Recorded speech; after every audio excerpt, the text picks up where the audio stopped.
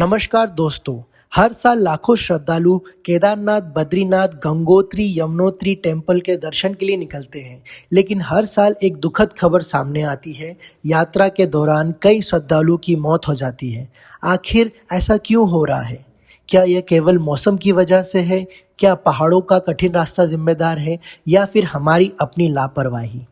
आज इस वीडियो में हम जानेंगे चार धाम यात्रा में हो रही मौतों के पीछे के वैज्ञानिक, चिकित्सीय और वास्तविक कारण, ताकि आपकी यात्रा सुरक्षित और सफल हो सके। कारण नंबर 1, ऊंचाई पर ऑक्सीजन की कमी।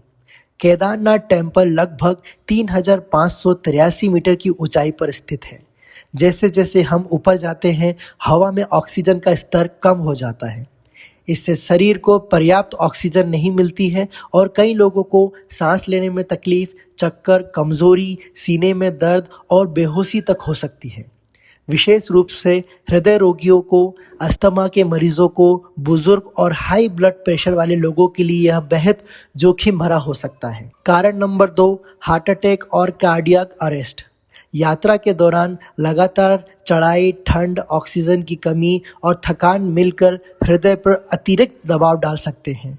यदि किसी व्यक्ति को पहले से हृदय रोग, ब्लॉकेज, हाई बीपी या डायबिटीज है, तो अचानक हार्ट अटैक का खतरा भी बढ़ जाता है। स्वास्थ्य विशेषज्ञ और सलाहकारी सलाहों में बार बार कहा जाता है कि गंभीर बीमारी वाले यात्रियों को मेडिकल जांच के बाद ही यात्रा करनी चाहिए। कारण नंबर 3, मौसम का अचानक बदलना। उत्तराखंड के पहाड़ी क्षेत्रों में मौसम बहुत तेजी से बदल सकता है। कुछ ही मिनटों में तेज बारिश, बर्फबारी, भूस्खलन और ठंडी हवाएं शुरू हो सकती हैं। ठंड और भीगने से शरीर का तापमान गिरता है, जिससे हाइपोथर्मिया और गंभीर स्वास्थ्य समस्याएं हो सकती हैं। कारण नंबर 4, शारीरिक तैयारी की कमी। कई लोग बिना किसी तैयारी के यात्रा पर निकल पड़ते हैं। यदि रोज चलने की आदत नहीं हो तो लंबी चढ़ाई, कम ऑक्सीजन और ठंड शरीर पर भारी प्रभाव डाल सकती है। कुछ लोग पर्याप्त पानी नहीं पीते हैं, समय पर भोजन नहीं करते हैं या लगातार चलते रहते हैं। इससे डिहाइड्रेशन और अत्यधिक थकान हो सकती है। कारण नंबर 5, मेडिकल सलाह को नज़रअंदाज करना। सरकार और स्वास्थ्य विभाग लगातार सलाह देते हैं, यात्रा से पहले हेल्थ चेकअप कराएं, अपनी दवाएं साथ रखें और लक्षण दिखते ही आराम करें। लेकिन कई लोग उत्साह में इन चेतावनियों को नज़रअंदाज कर देते हैं, जो कि खतरनाक साबित हो सकता है।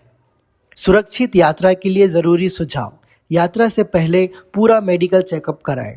कम से कम 2-3 सप्ताह पहले रोज 3 से 5 किलोमीटर पैदल चलें। पानी पर्याप्त मात्रा में पिएं। भारी चढ़ाई में जल्दबाजी ना करें। सांस फूलने या सीने में दर्द होने पर तुरंत रुकें।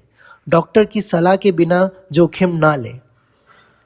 चार धाम यात्रा केवल एक यात्रा ही नहीं, बल्कि गहरी आस्था का मार्ग है। लेकिन भगवान के दर्शन तभी संभव है जब हम अपनी सेहत का ध्यान रखें। श्रद्धा के साथ सावधानी भी उतनी ही आवश्यक है। यदि आप या आपके परिवार का कोई भी सदस्य चार धाम यात्रा पे जा रहा है, तो यह जानकारी जरूर साझा करें। हर हर महादेव।